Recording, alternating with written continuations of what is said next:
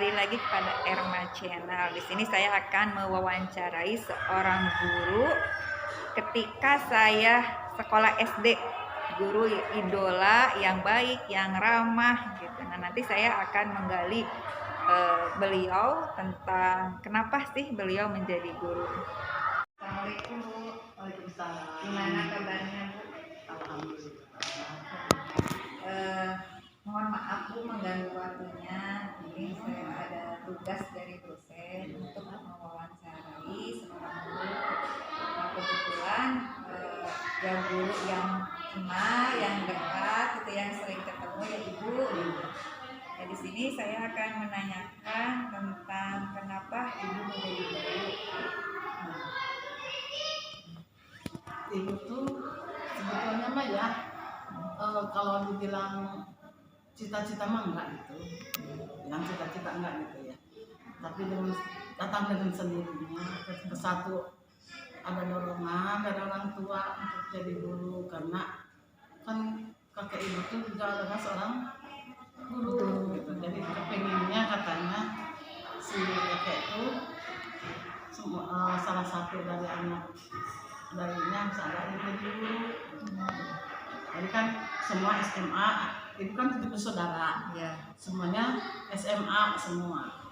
Jadi melihat si kakek itu melihat semua dari guru, cobalah satu aja jadi guru, ikut jadi jejak saya.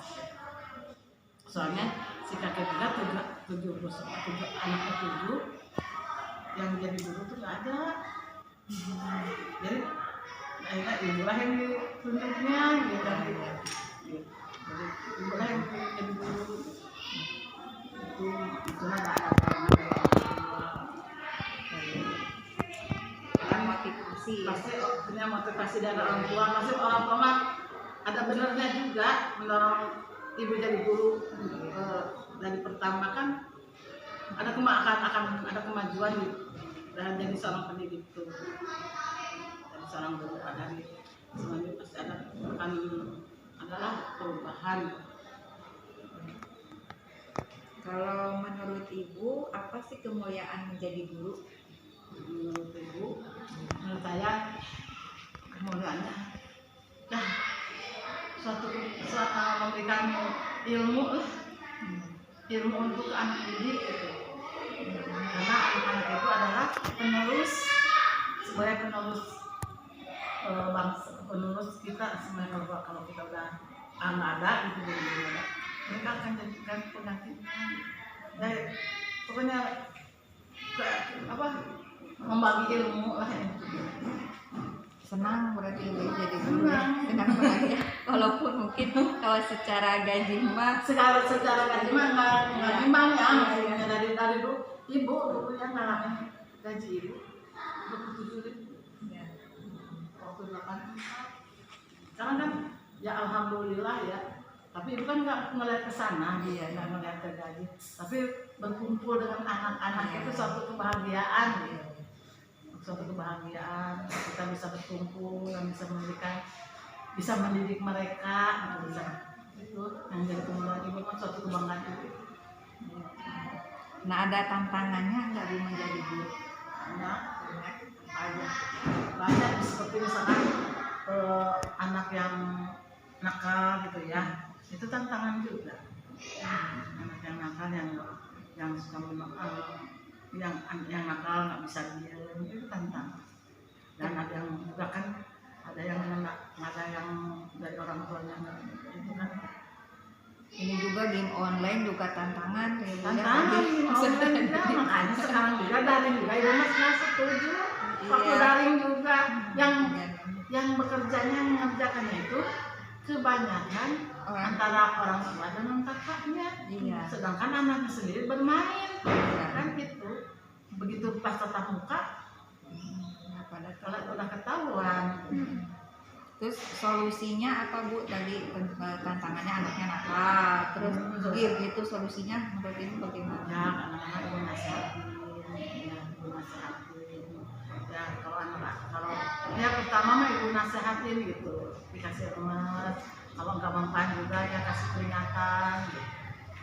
Nah kalau ini nanti ibu tentang sama ibu kasih solusi terakhir, kalau masih ini juga ibu tanya sama orang tuanya. Ini Bu berbicara tentang potret pendidikan nih ya. Jadi kondisi pembelajaran yang Ibu ampu itu seperti apa? Kalau Ibu mengampu apa ya? Ibu semua ya diampu. Ya, ibu kan guru sekolah. Iya. Jadi semua materi, semua pelajaran harus bisa menguasai. Harus bisa, kita sebagai guru kelas harus bisa menguasai semua materi. Semua pelajaran harus kuasai, kecuali kalau agama kan beda dengan olahraga yang enggak ini. Kalau biasanya kan zaman itu berubah ya Bu ya, Berubah. teknologi berubah gitu. Sekarang, Berarti yang sekarang ibu iya. yang untuk sekarang ini, iya, ibu pun yang susahnya yaitu iya. laptop. Ibu tuh ada susah. Ibu kan kalau kan ibu mah anak zaman baheula kan ya. Iya. Zaman dulu pendidikan zaman dulu nggak ada laptop, Iya. belum ada elektronik yang lain gitu. HP juga kan nggak ada. Nah, sekarang harus menggunakan laptop. Ini susah juga untuk belajar juga kan agak susah. Untuk belajar juga sekarang seumuran ibu ini susah untuk mengikutinya. Kalau mungkin kalau ibu masih 40-an mungkin masih bisa ya. Kan ibu nggak lama juga pensiun. Itu agak. Jadi ibu masih susah kan zaman pendidikan sekarang itu dengan menggunakan IT itu nggak bisa menggunakan IT. Ya anak-anak zaman saya dulu dengan anak-anak zaman sekarang karakternya itu berbeda. Yang setiap tahun itu berbeda. Karakter anak itu ya sama. Ada yang nurut. Mungkin zaman saya zaman nurut kali ya Bu ya. Kalau zaman sekarang itu kok susah diatur gitu tak. Yang zaman sekarang yang susah, tapi ibu selama ibu ngajar muridnya yang kelas 6 sampai ibu ibu harus ke rumah sakit lagi. Sampai sebegitunya gitu ya mendidik anak. Mendidik anak yang kelas 4 ini yang sekarang kelas 6. Sekarang kelas 6. Makanya aduh kamu pengen gimana? Setelah ibu nanya sama orang tua, orang tuanya, Bu, nah terus gimana? Terus saya juga Bu, saya juga susah Bu anak tes. Sampai karena ada orang tua yang sudah sama ibu, sangkanya anaknya dikasih, sangkanya anaknya gimana? Begitu dapat begitu ada COVID, langsung daring. Kayaknya seorang teman, ibu membuat, ibu saya minta maaf. Kenapa minta maaf sama saya? Pernah sudah sama ibu. Sudahnya gimana? Iya, kok anak saya nggak diperhatikan, anak saya diperhatikan begitu amat. Saya memperhatikan anak ibu tuh kan saya tahu kemampuan anak ibu gimana. Makanya saya bedakan anak ibu dengan yang lain. Anak ibu tuh pintar, kalau ditanya bisa menjawab, tapi kendalanya di menulis. Kasih tahu. Kalau anak ibu mengatakan di depan meja sama saya, nggak akan nulis. Kendalanya kelas 4, sekarang kelas 6 ya. Nggak perempuannya, nggak laki-lakinya gitu. Mungkin mayoritasnya lagi susah diatur mungkin gitu ya. Kan masalah perubahan saya gitu. Iya. Dari kelas 3 kelas 4 kan ada masa transisinya itu loh berubah. Kadang-kadang ya ibu juga kalian maunya gimana gitu. Nah kalau dari pihak sekolah sendiri ada usaha untuk mengupgrade guru-guru gitu, di-upgrade guru-gurunya kan harus disesuaikan nih dengan zaman sekarang gitu, ada nggak? Ada kepala sekolah itu ada, semua kepala sekolah pasti juga untuk mengupgrade semua nanti pendidikan manusia untuk meningkatkan kualitas mutu guru juga kan sekarang mah ada seminar-seminar di-upgrade lagi guru teh gak boleh gini gak boleh begitu ya kan beda ya kalau ilmu dulu dengan ilmu sekarang ya mata pelajaran yang dulu dengan mata pelajaran yang materi yang dulu dengan materi yang sekarang itu sama. Mantannya kata orang tuanya, aduh saya nggak bisa. Bu cuma masalah tuh, sama sakit, sama masalah ke ibu. Pengalaman juga kan di rumah. Kadang ada masalah sama orang tua juga ya gitu ya. Sekarang dari dulu mah orang tua teh mau dulu aja gitu. Sekali suka Tapi ikut masih juga sama ada juga orang tua yang masih mengawet di rumah ibu gue. Kadang-kadang ada yang itu. Kan seperti kalau misalnya mau kenaikan kelas nih, ada anak yang nggak mampu, maksudnya nggak bisa gitu mengikuti nilainya jelek, kan ibu suka tanya sama orang tua, gimana nih anak, kemampuan anaknya begini-begini, nilainya begini, mau gimana, kan ibu suka mau naik apa, tinggal di kelas. Kalau saya nih rencana mau jadi guru, barangkali ibu ada saran-saran buat saya bagaimana? Apa aja? Saran ibu mah ya ini kan guru agama. Iya. Tapi kan guru agama lebih tahu. Lebih tahu yang terbaik buat saya. Iya. Daripada guru umum. Ya. Tapi kan yang juga ngajarnya udah bagus. Saya suka ngisi ibu, ngisi pengajian. Jadi udah biasa di umum gitu bilang. Pengajiannya udah bagus dari ibu juga nggak sengaja gitu kan, lihat gitu masuk kelas ini masuk dengan guru pamongnya kan Bu Wiwin, tapi ibu juga sedikit walaupun ada apa makanya ibu tadi nggak pakai HP langsung ke Bu Wiwin langsung nanya sama perhatikan sebenarnya saya lagi itu udah bagus. Terus ibu tadi ngobrol sama Bu Wiwin gimana Bu, saya pun ingat sama yang enak bagus. Kalau memang mau kayak masih moral mudah-mudahan apa yang dipraktekkan sama Neng Elma di sini nanti kalau menjadi guru harus lebih lagi. Lebih di sini tuh udah baik, ibu teh Neng Elma teh ngajarnya udah bagus. Mungkin nanti kalau udah jadi guru mungkin bisa lebih bagus, pasti bisa lebih lah. Kan ada 4 kompetensi dulu ya Bu ya. Ada kompetensi pedagogi, ada profesional yang kayak gitunya. Nah di sini yang paling ibu suka itu kompetensi yang mana di antara 4 itu? Kalau pedagogi itu kedua. Ibu lebih senang yang itu. Pedagogi itu bukannya caranya menyampaikan gitu ya? Tapi ada di mana? Iya. Makanya kenapa? Kan pedagogi itu ada ilmu pendidikan yang mendidik. Caranya gimana Bu untuk mendapatkan kompetensi pedagogi tersebut? Ada caranya? Kan kita nanti juga kalau udah jadi guru akan bisa. Itu nanti berkembang pelajaran pedagogi ini berkembangnya apabila kita udah jadi guru, udah berhadapan langsung dengan anak. Kita akan tahu sifat anak masing-masing.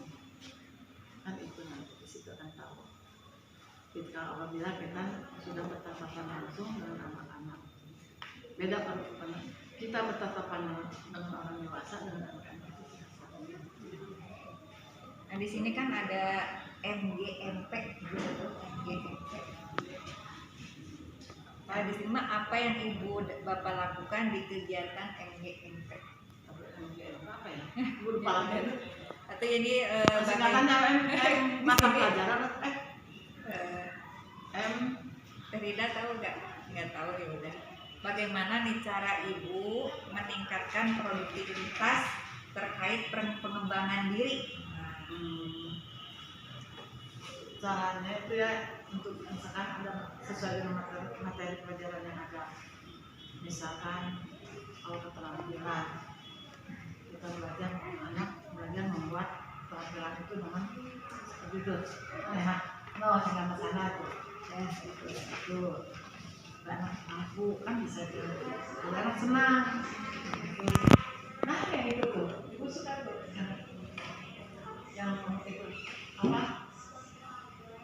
apa namanya itu menyelam. Yang menyelam kan itu pakai ristek itu ya,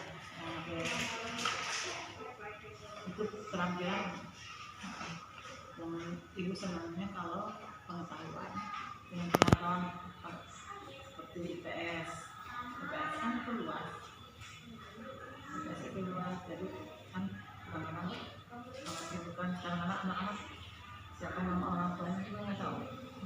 Nah, di sini diterapkan walaupun bukan di luar materi gitu ya, untuk pengenalan anak supaya tahu.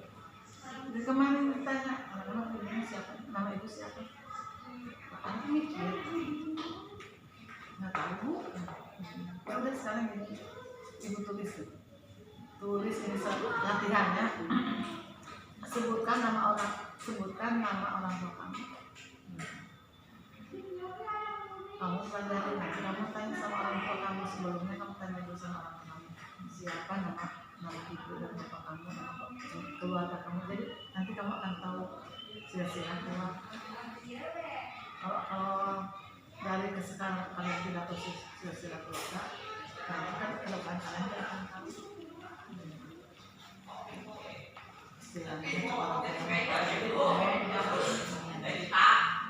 Ya, mungkin itu aja Bu, pertanyaan dari saya. Barangkali Ibu punya saran atau motivasi ya buat saya dan teman-teman untuk menjadi guru. Saran ini adalah praktek, sebenarnya praktek. Jangan sampai dilepas. Terus aja udah buat praktek. Bisa kan kalau praktek mengajar, misalkan dengan kelompok dengan teman-teman kelas gitu ya, sekelompok atau segrup, biasanya itu 10 orang segrup. Belajar kan kita sering belajar mengajar gitu. Supaya nanti kita akan tahu bagaimana cara mengajar dan bagaimana kita untuk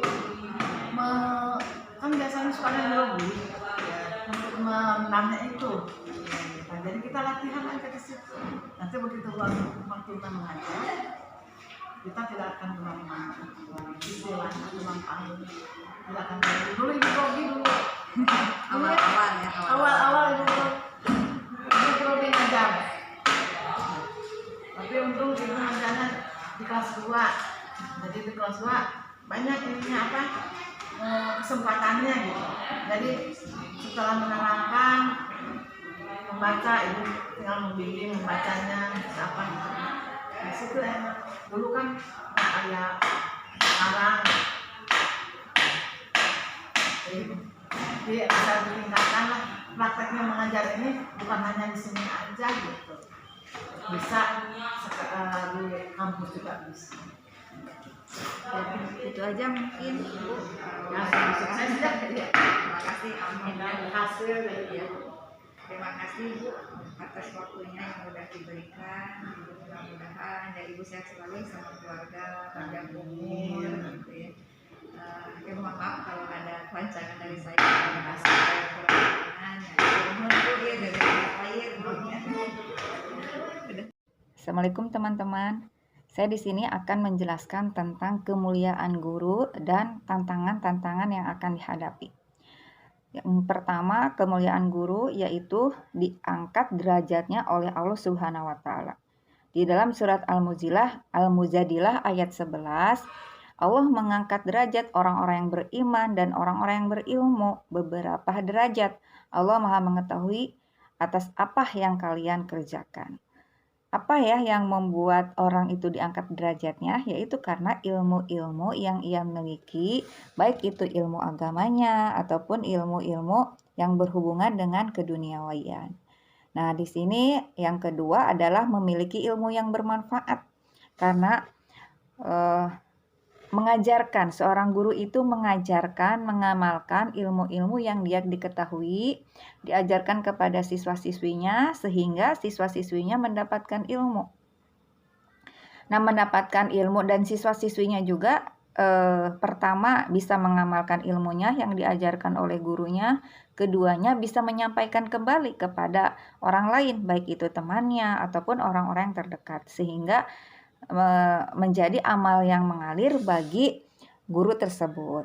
Lalu yang ketiga adalah menjaga diri. Karena ilmu itu bisa menjaga diri seseorang dari perilaku yang buruk. Seorang guru yang mengetahui apa saja sih amal baik dan amal buruk, sehingga dia akan sekuat tenaga untuk melakukan amal baik dan akan menjauhi amal-amal yang buruk. Yang keempat, memperoleh kebaikan yang melimpah. Dalam suatu hadis Bukhari Muslim ya, demi Allah, jika Allah memberi petunjuk kepada satu orang melalui perantaramu, maka hal itu jauh lebih baik daripada kekayaan yang sangat berharga. Berarti ilmu itu dibandingkan harta itu lebih baik ilmu. Karena kalau harta dibagikan akan habis, kalau ilmu dibagikan malah bertambah. Bertambah pahalanya, bertambah keberkahannya gitu. Inilah maksud ayat tersebut. Lalu yang kelima, kemuliaan ilmu adalah sama dengan pahala amal sedekah. Kalau sedekah itu harta yang diberikan kepada orang lain, tapi kalau ilmu ya tadi pengetahuan yang diberikan kepada orang lain. Jadi pahalanya sama dengan bersedekah. Jika misalnya kita tidak memiliki uang untuk bersedekah, maka kita bisa bersedekah melalui ilmu. Dalam hadis Abi Musa al-Asy'ari, Nabi Muhammad bersabda, seorang muslim yang amanah, yang dititipi harta oleh orang lain maksudnya, lalu dipelihara betul apa yang ditugaskan kepadanya, lalu mengembalikannya kepada yang berhak dengan tanpa mengurangi sedikit pun, maka ia telah dicatat sebagai orang yang bersedekah. Itulah tadi bagaimana kedudukan seorang guru di dalam pandangan Islam. Guru bukan hanya sebagai profesi yang formil ya. Kita semua juga punya ilmu lalu mentransferkannya kepada orang lain gitu dengan niat tulus, ikhlas, dan insya Allah gitu tercatat sebagai amal soleh di yaumil akhir. Nah, mudah-mudahan ya dengan adanya penjelasan kemuliaan seorang guru ini, teman-teman berminat untuk menjadi guru. Lalu apa saja ya tantangan guru masa kini dan masa yang akan datang? Pertama, dari segi siswa, siswa itu beragam ya. Ada yang baik, ada yang nakal, ada yang pendiam, ada yang aktif itu. Nah, guru harus menguasai bagaimana cara menyikapi karakteristik siswa yang beragam tersebut gitu. Mungkin beberapa guru kesulitan dalam memahami berbagai karakter siswa ya. Tetapi kebanyakan guru sering lupa memberikan pujian gitu ya, pujian ataupun reward gitu ya kepada murid yang baik gitu. Nah, hal seperti ini juga harus diperhatikan ya. Karena pujian itu dapat berpengaruh kepada perkembangan karakteristik siswa atau kepribadian siswa. Biasanya siswa kalau dipuji itu akan merasa senang, justru itu adalah motivasi dia untuk berbuat baik dan untuk menjauhi suatu permasalahan. Nah, sebagai guru juga harus melihat ya, ada beberapa murid yang susah diatur ya, ataupun yang lalai misalnya tidur ataupun berisik gitu ya. Nah, bantu mereka supaya menjalankan pembelajaran dengan baik gitu ya. Bagaimana gitu agar kelas itu kondusif ya. Misalnya kalau ada yang ngantuk, maka suruhlah siswa itu untuk mengambil air wudhu gitu ya, sekalian dapat pahala ya, cuci muka dan dapat pahala juga gitu. Lalu bagaimana menghadapi siswa yang kurang konsentrasi? Nah, seorang guru harus memperhatikan siswanya, apakah dia fokus dalam menghadapi pelajaran atau dia malah tidak fokus gitu. Jadi perhatiannya kemana, baik itu keluar ataupun ke masalah yang lain misalnya. Nah, ini guru juga harus peka ya. Jadi seorang guru harus punya strategi untuk bagaimana seorang siswa itu harus fokus belajar. Misalnya seorang siswa itu lebih fokus keluar karena ada suara bising. Nah, suara bising itu harus dikondisikan. Misalnya dengan kelas sebelah yang berisik. Maka kelas sebelah tersebut harus dinasehati murid-muridnya agar tidak mengganggu siswa lain. Nah, ini juga bisa disiasati dengan menemukan suatu metode pembelajaran yang menarik bagi siswa sehingga fokusnya tertarik kepada guru tersebut, bukan kepada suara bising ataupun kegiatan-kegiatan yang di luar kelas. Cara lain juga bisa dengan menggunakan teknologi-teknologi yang ada ya sekarang, misalnya kita bisa menggunakan YouTube gitu ya. Saya ambil contoh aja tentang Asmaul Husna gitu. Di dalam YouTube ada lagu-lagu Asmaul Husna sehingga murid bisa berfokus kepada YouTube tersebut. Lalu misalnya seperti nama-nama nabi juga ada lagunya, sehingga pembelajaran yang menarik yang menggunakan media yang menarik bisa memfokuskan siswa tersebut. Lalu ada tantangan guru yang lain, yaitu menghadapi siswa yang telat dalam menangkap materi ya. Kan setiap siswa itu ada yang cepat dalam menangkap materi, ada juga yang lambat. Nah, ini seorang guru harus memberi jeda kepada murid gitu ya. Jangan terlalu cepat dalam menyampaikan materi, dan juga bisa menggunakan metode pengulangan materi dan dicek apakah murid tersebut sudah paham atau tidak. Jadi bertanya kepada murid, ada yang tidak mengerti misalnya. Nah, kalau kadang murid itu malu-malu ketika ingin menyampaikan bahwa sebenarnya mereka itu tidak mengerti, maka seorang guru bisa mengecek satu persatu murid tersebut atau dengan cara bertanya. Tantangan selanjutnya yaitu pendidikan yang sekarang lebih ke arah karakteristik ya. Jadi bukan hanya nilai-nilai kognitif yang diperhatikan, cuma karakteristik atau kepribadian siswa itu sendiri, dari mulai akhlaknya terutama ya, tingkah lakunya, apakah mereka itu sopan santunnya baik atau tidak, apakah mereka itu tutur katanya baik atau tidak. Karena banyak gitunya zaman sekarang perkataan dari murid-murid itu kasar, misalnya jorok. Nah, itu biasanya faktor lingkungan atau faktor dari video-video ya. Sekarang kan konten-konten yang tidak bermanfaat itu banyak ya di medsos. Nah, itu bisa mempengaruhi karakter siswa tersebut. Nah, ini menjadi tantangan bagi guru bagaimana untuk memperbaiki karakteristik siswa agar memiliki akhlak yang mulia dan tutur kata yang baik.